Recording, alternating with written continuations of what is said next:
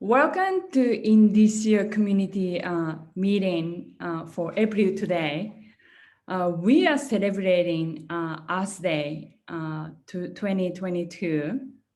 The actual Earth Day is April 22nd, and we thought we're gonna celebrate this and we'd like to share how mindful we are about this eco-friendly environment, especially we are working on blockchain. And we have amazing speakers, Lynn Bendixson, Director of Network Operations from Indicio, and Kamlesh Nagwer, Chief Technology Officer from Snapper Future Tech. And Lynn is going to give some overview first for a few minutes, and Kamlesh will discuss about his paper.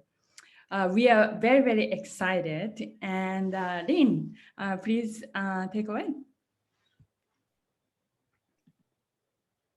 Thanks, Maya. I am honored to be here today to be the opening act for Kamlesh and the great stuff that he has to chat about. As Maya said, I'm Director of Network Operations here at Indicio, and I've been working on Hyperledger Indie networks and building networks and managing them for almost 4 years now.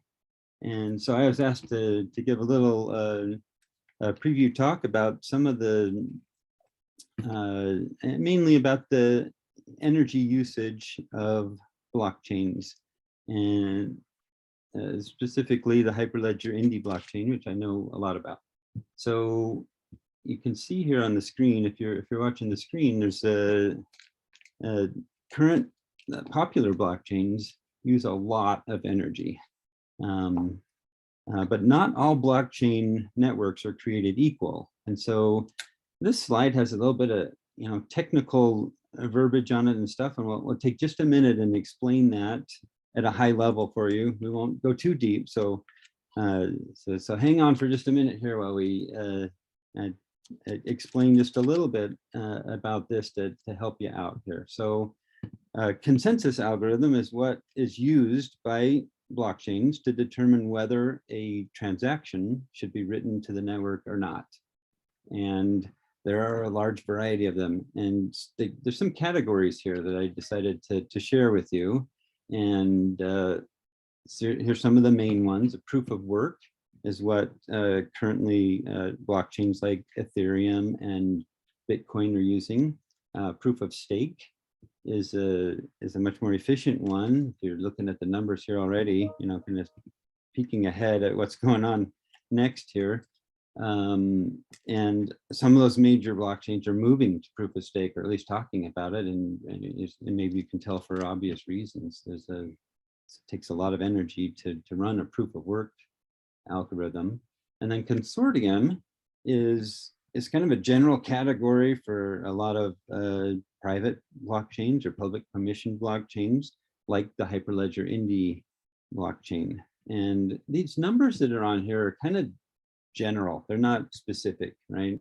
Because there's a wide variety of different algorithms in each of these categories. But I kind of wanted to give you an overview of the a general comparison to give you an idea of the differences here. So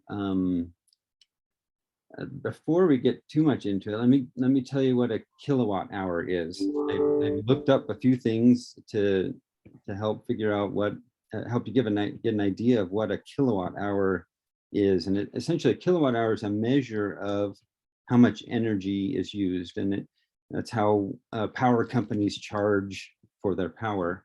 And it's around 10 or 12 cents, depending on where you are, US dollars for a kilowatt hour of power as a starter. But let me give you some ideas about what a kilowatt hour is worth of energy. I looked it up, and it's in one place it said that a cell phone uses just 1 kilowatt hour every year. So charging your cell phone is pretty cheap. It doesn't take a lot of energy. A laptop takes 72 kilowatt hours per year.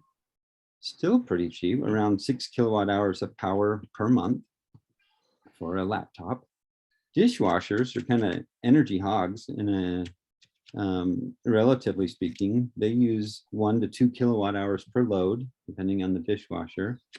So if you're like my family and you run your dishwasher twice a day, and that's around 60 or so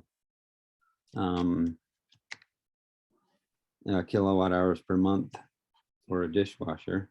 And then let's jump all the way to the big one now, the one that it's hard to believe this number. Essentially, one transaction on the current proof of work Bitcoin network takes 1,500 kilowatt hours.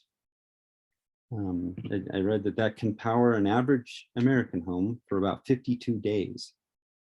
And so that's huge. It takes a lot of energy to do the proof of work algorithm and to essentially put one transaction on a Bitcoin network.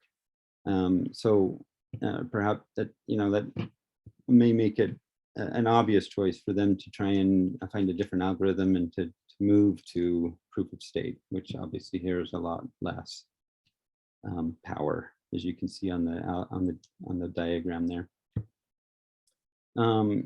So not only does a consortium or the Hyperledger Indie network I know about use less energy, they don't write as many transactions to the network. So I'm going to try and move to my next slide here. Here we go. So this is something that many of us have seen before. The top part of this diagram here, we've called a number of different things. Essentially, it's the regular issuer, holder, verifier image that we regularly share with people, and I'll just cover that briefly. But then we have the network here at the bottom that I want to talk a little bit more about. So essentially, the parts that you've probably heard is that the holder gets issued a credential from a verifier, say the DMV gets a driver's license credential.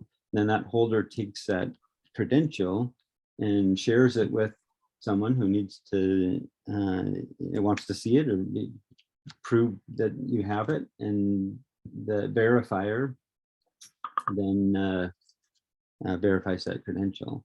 And so we talk about that top part a lot, but we don't necessarily talk so much about what happens down here on the network. And partly because what happens on the network is mostly boring, right? Not a lot of stuff happens on the network. And let me explain exactly what does happen. And again, a little bit of technical here, a little technical deep dive, but not for very long. We'll move on to Kamesh here in just a minute. But I wanted to tell you what happens before the holder can go to the issuer and get a credential. The issuer over here has to write a few things to the network. Okay, so the issuer goes out and writes just maybe 3 or 4 transactions is all they write. They write a schema that explains what the credential is about and what's in it, what are the different fields contained in it. Then he writes a credential definition that uses that schema and it makes it so that he has the keys that he can use to issue credentials. So just those, and then there's some the ability to do revocation is also written to the ledger. Okay, so a couple more transactions for that. So then once he has those keys from those couple transactions in his possession here, he can issue credentials based on those things that he's written to the ledger, those keys that he has. So how many can he write? Or how many can he send to, how many holders can now come to him and get credentials from him? Millions of them. Millions of holders can come and get credentials from him just based on those couple of things that he wrote to the ledger. So we don't write all of those credentials to the ledger. Those credentials are owned by the holder. Just write a few things so that they have the keys. And then those keys, you know, jumping over here to the verifier, those keys that the holder now has are what is used to verify against the network. So every time you verify, it's a read action off of the network. And the last slide, we were talking about the write actions. You know, how much energy does it take to do a write action? Now we're talking about just reading from that ledger, which is a lot less energy intensive just to do a read. So consortium blockchains use a lot less power. Partly because they already use less power per transaction to write things out. And then networks like the Hyperledger Indy network don't write that many transactions to the network to be able to issue a lot of credentials. So that's kind of the setup / precursor to turn it over to Kamlesh, where he's going to explain a little bit more about how we can use these energy efficient blockchains to make the world better.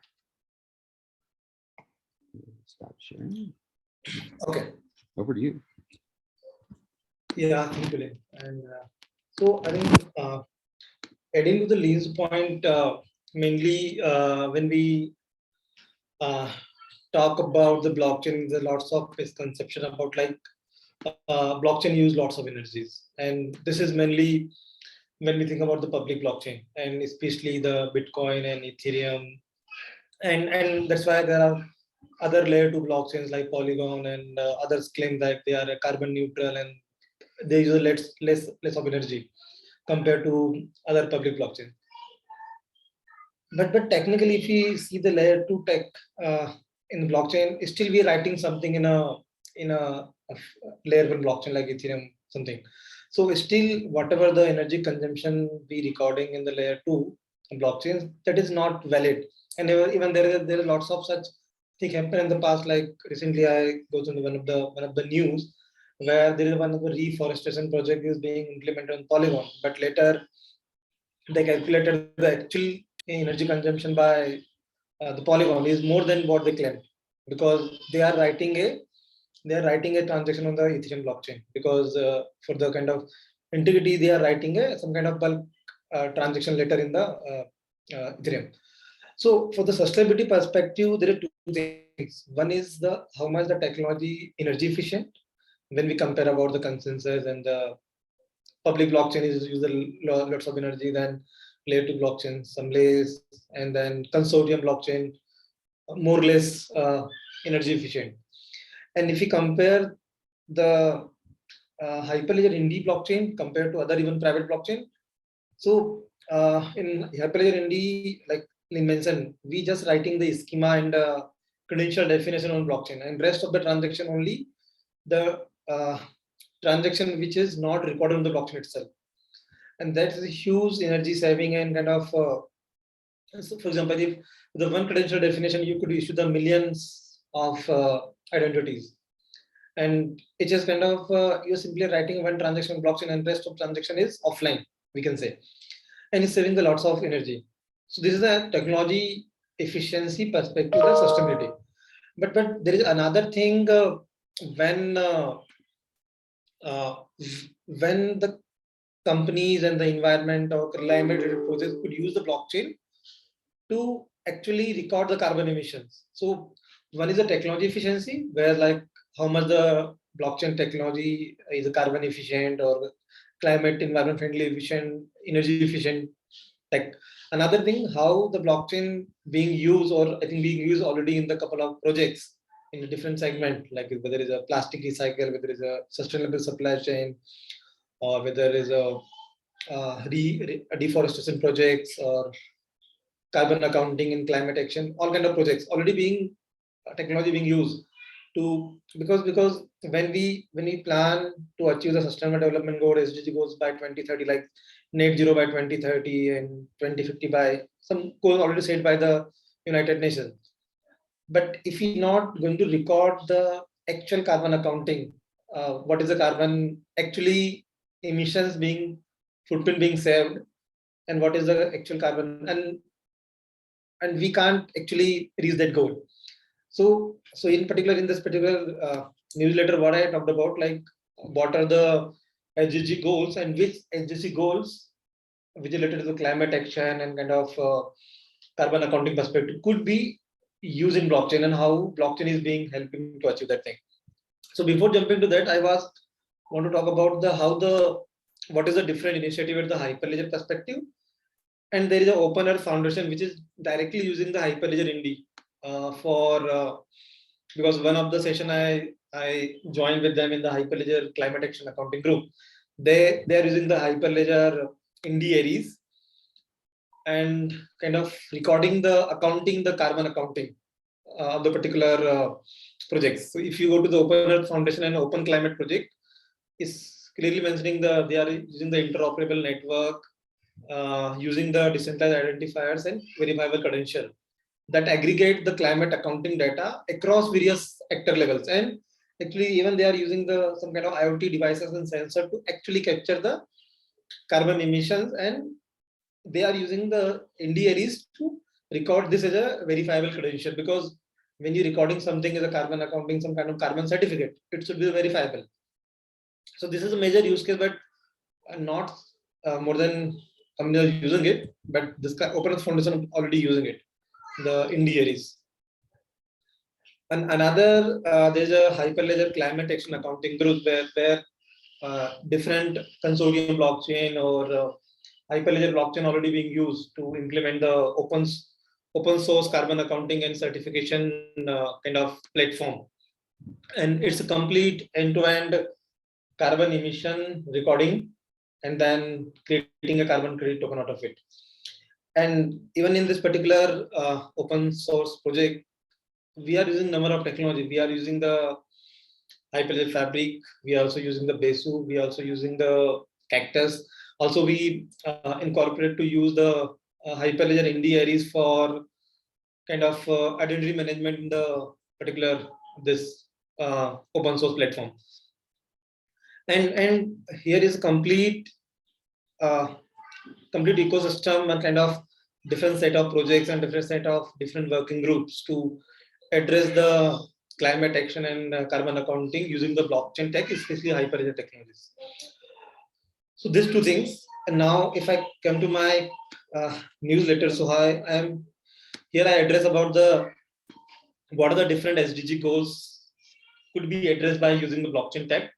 So here, not about the energy efficiency of the technology, but how the technology being used as a use case, as an application to address the climate related efficient carbon accounting and creating a secondary marketplace for trading this carbon credits, and how blockchain is being used in different industry, which is impacting the climate and impacting the carbon emissions. So if you see here, there are 17 SDG goals, but out of these, there are 3 different specific climate related which are impacting the carbon emissions, which are one of these SDG, affordable and clean energy, like how blockchain could be used as a use case to implement such kind of affordable and clean energy projects. So I can take examples like there is the BIS Innovation Hub, but Banking of International Settlement already implemented blockchain to creating some kind of green bonds, and in that way they are completely recording all the green and clean energy projects and how much they are impacting and how much the carbon reductions, and then creating out of this a token, and general investor can invest in those climate related projects. So this is one use case. In a similar kind of one use case, even we Snowfisher work with one of the customer where we recording the renewable energy uses and how much carbon reduction it's saving, and then tokenizing those things to trade in the secondary market, because there is a secondary market of carbon credit offset is used, especially in Europe and especially in US, where they are not able to meet, the industry not able to meet their carbon targets set by the United Nations SDG goals or United Nations programs. So they offset their energy uses or their carbon emission impact. So, and even recently, there is one project in India. There's a kind of paise.in. There's a completely blockchain-based kind of green investment platform where individual users who care about the climate and care about their carbon emission footprint, they could invest in such project via investing in very minimal amount, maybe $100, and showcase their awareness and their credibility to the environment. So this kind of projects already being implemented, and there is huge market in the different segment. And then another is about the SDG 12, where is mentioned about the build resilient infrastructure, kind of sustainable industrialization, sustainable production, and kind of consumption.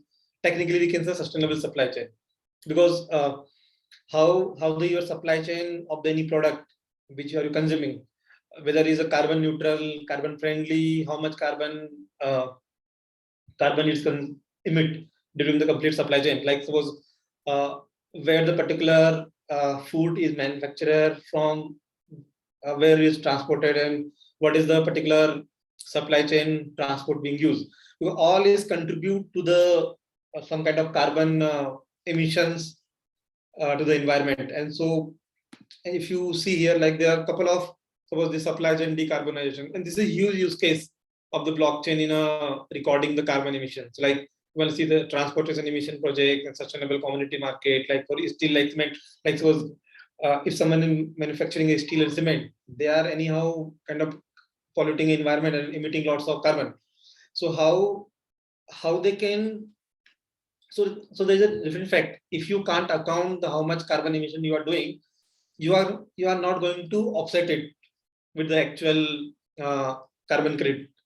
So that's why recording the carbon emission is the first thing and first priority. And that's why if you see this particular project, carbon climate action and accounting, and then tokenization. So accounting is first, and then you could do the offsetting those carbon and create some kind of secondary marketplace or some kind of carbon credit option market. So, and third is about which is directly related to the climate action. So for example, actually the projects or actually the initiative where you could actually record the actual carbon emission from the projects or the processes, and then account those in a particular measured way, and you could tokenize that to be traded in the secondary market. So take an example, there is currently a gold standard where is on the kind of carbon market registry, where you could register your project, like how much carbon emission you're saving, and then you get certified, and you could sell those tokens to the secondary market who want to buy it. But there are many such small projects which is not being considered or being not accounted, and that's why we are not able to actually measure what is the actual carbon emission footprint and how actually we are saving it, how it could be create a secondary marketplace to offset those carbon emissions. So those things. So there are a number of different projects, like there is a supply chain decarbonization project, there is a deforestation project, and there's a carbon emission recording from the renewable energy projects, or wind energy, clean energy, or many such projects. And even there are a couple of projects using the Hyperledger technologies, like plastic.com. There's one platform there. They are recording the how much plastic they are recycling, which is going to the ocean, and calculating the actual carbon footprint saving. So like suppose if you plastic bank, if you get there, so they are even relating the uses of the how you are stopping plastic to going to ocean, and calculate the actually carbon footprint saving. like this.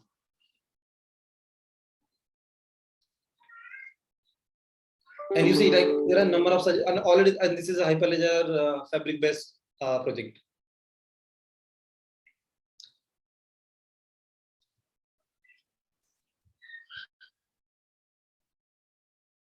This thing, and even this circular economy, circular supply chain is a trending kind of, we can buzzword in the current times, when who are designing a supply chain solutions, they are even considering about how you're going to recycle those products and how you can reuse that plastic. And even this is mandated by the sustainability projects initiated by the government, regulators, or different bodies. And they even reward and incentivize the particular those companies who are doing this thing. Like for example, here this particular project are using the recycled plastic, and then if you buy this product, you can directly relate how much carbon emissions you are saving, because you are indirectly saving the plastic going to the ocean. So this kind of thing. So here I mentioned couple of projects. So about even the plastic recycle at the Institute of Future Tech, we are doing one of the project with one of the plastic recycle company in India, where we are recording all this plastic recycle transaction from end to end, and then how much plastic being recycled and how much its impact the carbon footprint saving, and then calculating the carbon credit out of it. So then I just covered a couple of different use cases to address the particular SDG which I mentioned above. So like suppose there is in affordable and clean energy, there are a couple of use cases like peer-to-peer energy trading, renewable energy certificate, tokenization of energy, and carbon credit of this renewable energy certificate. And this is being already done. Like if you go to the couple of projects, like suppose this is one of the project being implemented in India, where they are using the Hyperledger, which is a Hyperledger technology-based renewable energy platform. They are using and kind of working with the Indian government state. And there are a couple of different, like Mitsubishi Electric Corporation in Tokyo already implemented a blockchain-based P2P energy trading. And not just trading, even they are kind of accounting how much carbon emission they are saving while someone using the renewable energy. And then you could, or the particular renewable energy project could compensate how much they are saving in terms of the carbon. So, and couple of, like suppose this is our customer where we implemented the kind of carbon footprint saving and then calculating the carbon credit. And this is implemented in India, but the customer from Europe. And that there is Energy Web Foundation. They have a couple of different blockchain projects to kind of recording the carbon emission and creating a secondary market for selling this carbon credit to the market.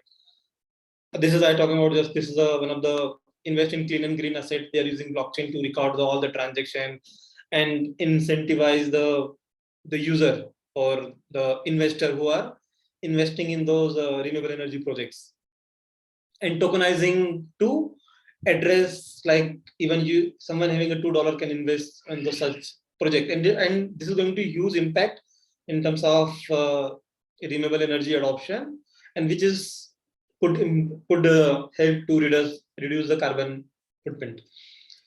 This I mentioned about like Project Genesis, which is the BIS Innovation Hub and Hong Kong Energy Authority implemented, and they are some kind of platform based in Hyperledger Fabric, actually Fabric and Beishu, and they are recording the carbon emission reduction and linked to the investment of these green bonds. And so investors can directly invest on such projects and record their carbon footprint and compensate with their actually carbon emissions. And then circular, there's SDG 9 and 12 where the sustainable supply chain, so a couple of like circular supply chain economies, and there are a couple of projects like blockchain-based tracking, vaccine delivery, responsible sourcing, where even you could use blockchain to do end-to-end tracking of the from where you are sourcing a particular mineral, particular material, whether even like you could fulfill the other SDG goals. like no poverty and fair pricing, all those things, where you could record the transaction from the laborer to the end-to-end delivery, and kind of real-time payment can be done. And even you could stop, like there's no child abuse and child labor is being involved in such kind of projects. So this is being already implemented couple of such projects. And this is like there's another project where this berry tree, they are using blockchain to kind of attach the carbon saving with your actual tree, and how you could trace whether this particular tree being planted actually being taken care and actually reducing carbon, and even kind of generating a more oxygen for the environment. And even we have some sustainable supply chain project called Trace Chain, where we implemented for one of the food traceability company and another for the recycling company. And there are many such projects you could see, like there is a Provenance Web platform, Circular, there is a Hyperledger, Circularize, InfiniChains, all are using the blockchain in some kind of circular economy projects. And then SDG 13, where this climate action, where there's a direct relationship with the climate, where you can significantly account and traceability of the, like even greenhouse gas emissions, then standardize the carbon emission, even compensate like what are the actual emissions by the geography level, and you could record with particular project and then create some kind of carbon credit certificate, which could be tradable in a secondary market. And in this there are number of projects. So like suppose there is a token bridge, which is one of the kind of carbon emission certificate could be generated, and is directly kind of tokenizing the projects available in the Vera and Gold standards. Because, and why they are doing it, because in Gold and Vera is a kind of double spending, or we can say double accounting is a problem, because Vera is also one of the registry, Gold is one of the registry, and there are different registry as per the different geographies. Like suppose Dubai have their different registry. In India, there are some kind of another company who take care and account the project. So it's a double accounting, and blockchain is really going to solve this double accounting problem. And like Open Earth Foundation, we have mentioned about, they are using the Hyperledger Indy for accounting the carbon and those things. And there are a number of projects from different corporates where they are implementing blockchain for climate accounting and increasing the investment in the particular thing. And even see, this is very interesting, where this particular Fujitsu and Botanical Water Technology implemented a blockchain-based water trading platform, and they are recording the kind of sustainable water kind of project. And there are a number of different startups coming in the space, like KlimaDAO, like KumaDAO, ClimateDAO. They are kind of using blockchain tech, first accounting and then tokenizing, and then linking those tokenizers to your kind of currency, a kind of stable coin. So, and different initiatives are different entities and different groups. And that's why there's a Hyperledger, a separate Hyperledger Climate SIG group, which I mentioned about this thing. There are a number of initiatives from greenhouse emission saving to the accounting and standardization, supply chain carbon decarbonization, and those things. So, like the Hyperledger have a separate climate accounting group, and there are a number of different initiatives being implemented.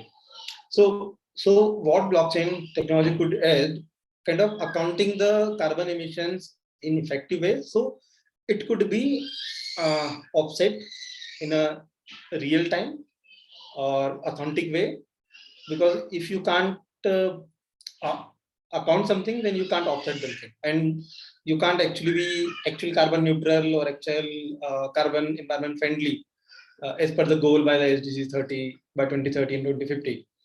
So if you record all these things, it will help to achieve the SDG goals. So I think this is all from my side. I can take a question.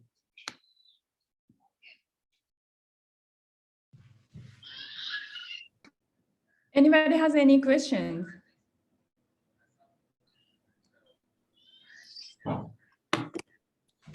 I have a question.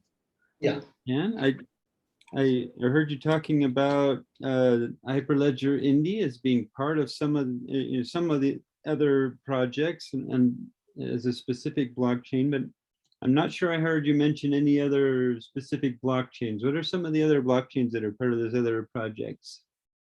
So the Hyperledger India is, I even encountered one project which is Open Earth Foundation being implemented. Even they presented one time in a climate action accounting group in Hyperledger. So we can find even that recording how they are using the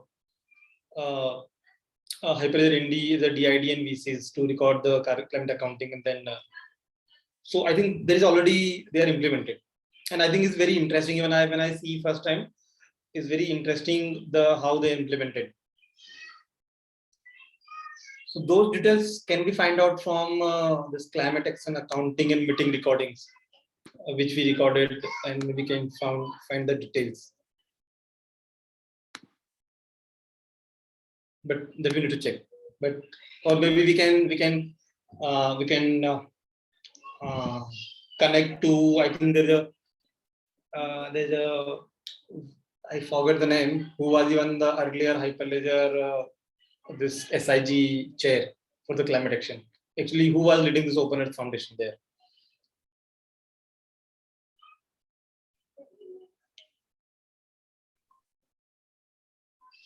Okay. So I think even use case not explored Hyperledger India's perspective. If there is enough clarity and enough marketing done, like what is the carbon emission saving of the Indie project, and I think it's very clear, like because we are just writing the schema definition on blockchain and rest of the normal transaction without writing the ledger. And this is huge compared to other blockchains. When you use the Hyperledger, you use the whatever the private blockchain. Every transaction you're recording in a blockchain and is consuming some kind of energy. But in Indy, you are just writing a schemas.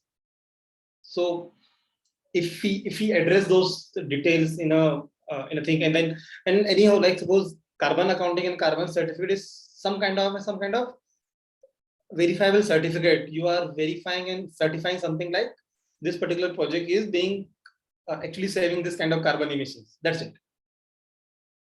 So is technically some kind of carbon certificate. Generally, people say the carbon certificate. So if there is a proper awareness about how India could be used, or some kind of maybe connect to the Open Earth Foundation how they are using it, or it could be it could be well marketing, then couple of projects could be using the India for their carbon accounting kind of projects.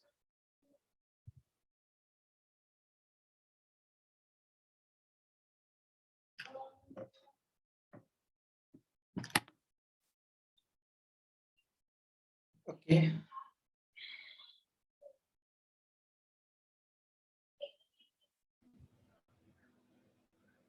Okay.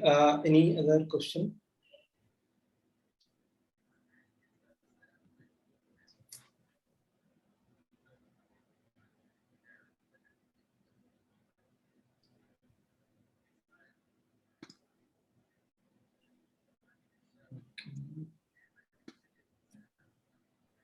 Please feel free to unmute yourself and speak up.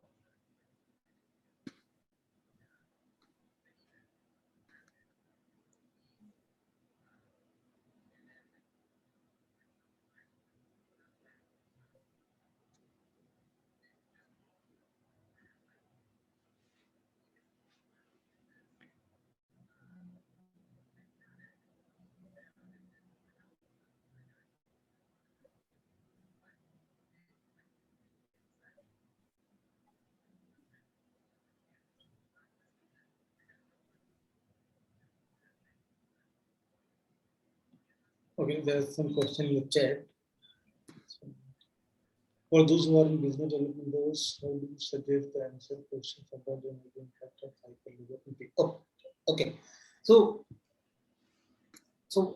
always I think there are two. I think I mentioned earlier, like there are two contexts of the sustainability, SDG, climate, One is the like technology efficiency in terms of the energy consumption and energy utilization. Another is how you are using the tech for implementing a blockchain for the climate related projects. So energy efficiency we directly relate, and even there are a couple of data already available, like how much Ethereum being used for one transaction, and in when the even transaction number of even later, sometime later, this transaction cost also going to increase because the number of transaction being added, or maybe miners mining complexity being increases. Those things, and then we can also address about the kind of layer 2 blockchain, like where Polygon or some other blockchains come, where they claim like they are carbon neutral or net zero blockchains. But because technically they are just writing, like they are just kind of not writing everything on the public blockchain. But if we actually calculate, even there are many such calculation. Even we are working with the climate action accounting group, where we are actually kind of recording the actually carbon emission from the different blockchain. So if the number of miners are more, then you are obviously using the more energies, and that's in a public blockchain. When you use the private blockchain, only the consortium member are running a node, so you are technically reducing less energy. But if you relate with that with the Hindi, that what Lee mentioned, like where here we just only writing a schema definition, a kind of credential definition, but not writing actual transaction, not actually DIDs and VCs. So that means, for example, suppose if you're using the one public blockchain, every transaction you're writing in one transaction, suppose 100 kilowatt thing, and suppose we are implemented the Indy, and suppose using only the 0.01 kilowatt energy for a one writing to the transaction, and here we are not writing every transaction to the ledger, we just writing the definition.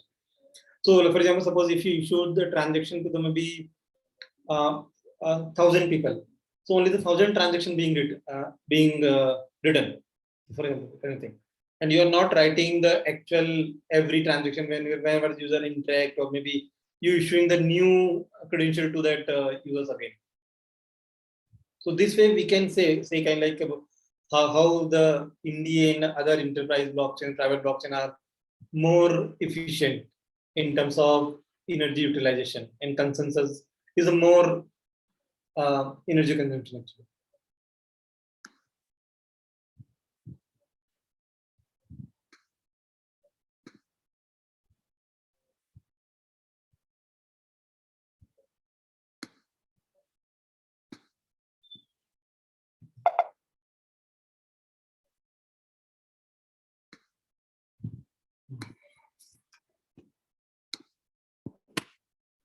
Okay, there is one more question.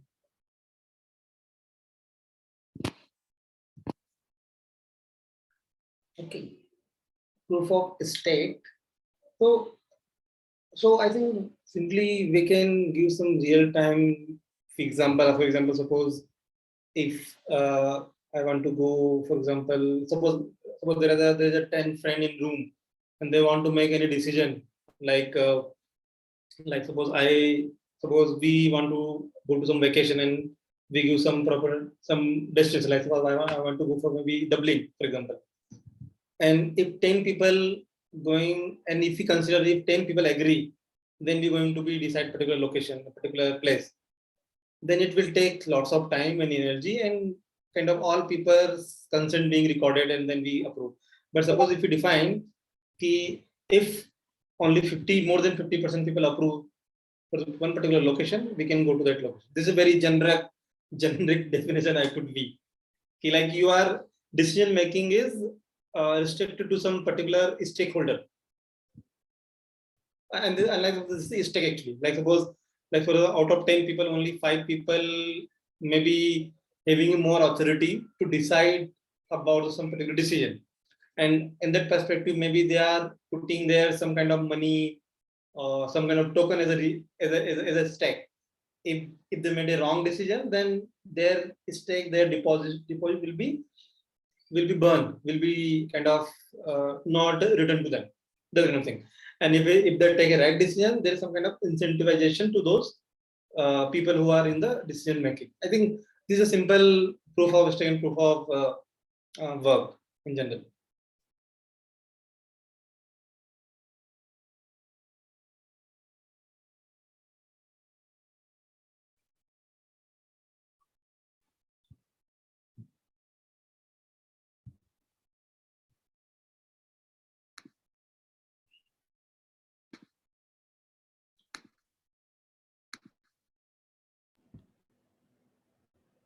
So, any other questions?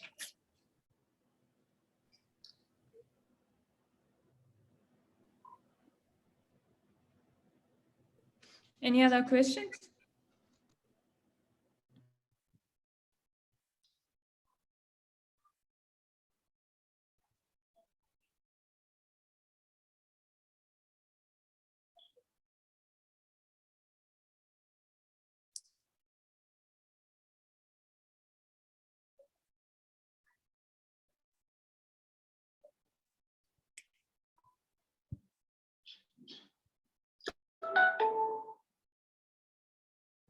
There's a question on chat. How can I get more involved with the Hyperledger Climate and Action Group? Okay, yeah. So involving this group, I think we have I think bi-weekly meeting is general meeting for the group, and there are a couple of different working groups. So take an example, there are different working groups in like suppose there is a extended working group, there is a climate research, there is a awareness, there is a climate carbon accounting and certification, and there are a couple of different projects. So what is the interest someone has could directly start joining these meetings, and we actually meet bi-weekly every Tuesday, I think. You could find the calendar there.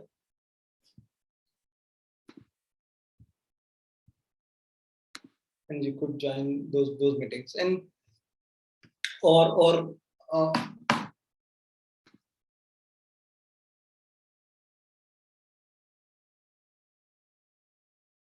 so I think everything is open. I think you already aware about the Hyperledger is completely open. You could join those meetings, and then there are a couple of different working groups. Like there is a extended working group. There's a separate meeting bi-weekly about what is the different standardization.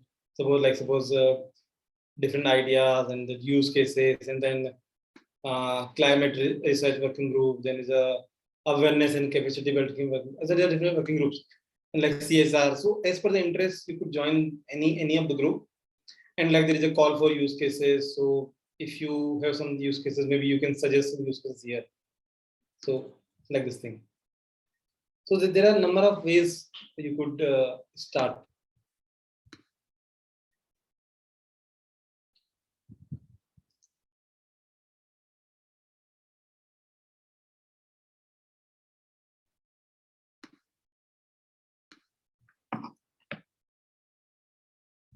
Okay.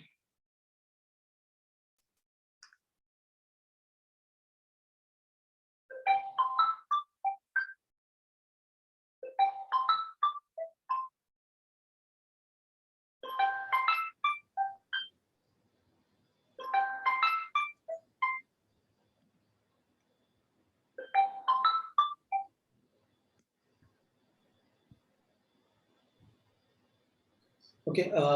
Okay. I think Maya already shared the group. Yes, I shared the link. Anybody has any question, comment? Okay. I will share this Open Earth Foundation group links because they are using the Indiaries. So maybe you could connect or reach out them how they are using it. And I think can go someone maybe find out because there is some recording already done because they presented one time in this climate action group how they are implemented and what are their customers.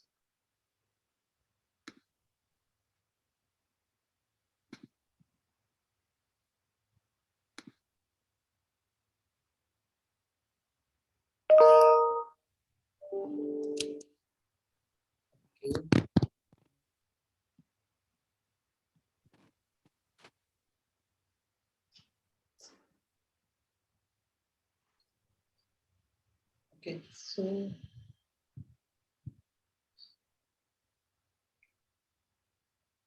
Any questions?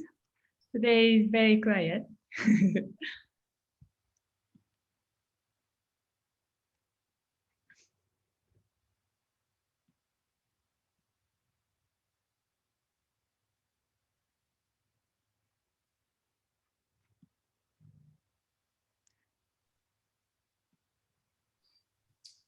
Okay, if nobody has questions, we are going to wrap up. Any last comment, Ling and Kamraj?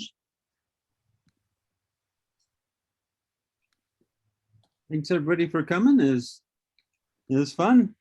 Appreciate you, Kamlesh. yeah, so I think last comment what I can make, so like to add a value to the any product or any project in current days, sustainability and SDG goals is used in terms of marketing perspective. If you link all these initiatives or kind of climate neutral friendly, you could get more customer base in terms of using your platform, or maybe kind of even grant or maybe kind of marketing visibility in terms of the project. So, and I believe, I think every project has some kind of connection with the sustainability, whether it's a supply chain project, whether it's even identity management project, or even is a tech platform, where like about the, like compared to the public blockchains, private blockchains are less energy. So you could relate everything with this, some kind of sustainability kind of thing, and this add huge impact, I think. Thank you, Kamraj. Thank you, Rin, as well. Thank you, everyone, for joining today. We are wrapping up, and the last comment from me is that our next meetup is going to be May 21st, and we are still in discussion for topics. And if you have any idea, please feel free to email me anytime, maya@indicio.tech. And you are welcome to write me any new topic idea, comments, any questions from meeting. Thank you again for everyone. See you next month. Yeah, thank you. Bye-bye. Thank you. Everyone, thank you. Bye-bye.